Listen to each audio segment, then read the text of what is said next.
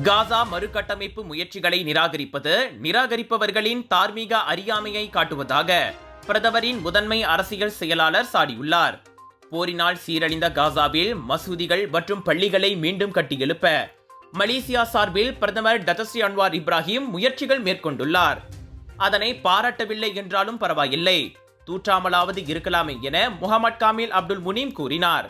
நமது தேசிய எல்லைகளுக்குள் கொடுமை நடந்தால் மட்டுமே நாம் குரல் கொடுத்து நீதிக்காக போராட வேண்டும் என்றால் கடந்த காலத்தில் தென் ஆப்பிரிக்காவில் நிறவெறியை நாம் கடுமையாக கண்டித்திருக்க கூடாது, போஸ்னியாவிற்கு மனிதாபிமான உதவிகளை அனுப்பியிருக்க கூடாது என இன்று வெளியிட்ட ஓர் அறிக்கையில் அவர் கூறினார்.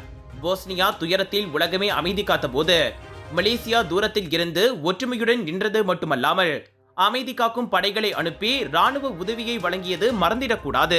ஆக இப்போது பாலஸ்தீனத்தின் மீது அக்கறை காட்டுவது என்பது சொந்த மக்களின் நலன்களை புறக்கணிக்கிறோம் அல்லது தியாகம் செய்கிறோம் என்று எப்படி அர்த்தமாகும் என காமில் கேள்வி எழுப்பினார். பாலஸ்தீனத்துக்கு உதவ நாம் மிக தொலைவில் இருப்பதாக ஒரு சிலர் கருதுவதால் மட்டுமே மலேசியா தனது மனிதாபிமான முயற்சிகளை நிறுத்தாது என அவர் திட்டவட்டமாக கூறினார். காசாவின் மறுகட்டமைப்புக்கு உறுதியளிப்பதற்கு முன் உள்நாட்டு பிரச்சனைகளை தீர்ப்பதற்கு மடானி அரசாங்கம் முன்னுரிமை அளிக்க வேண்டும் என தேசிய முன்னணி காலத்து மூத்த அமைச்சர் தான் ஸ்ரீ ரஃபீடா அசீஸ் கூறியிருந்ததாக முன்னதாக செய்திகள் வெளியாகியிருந்தன.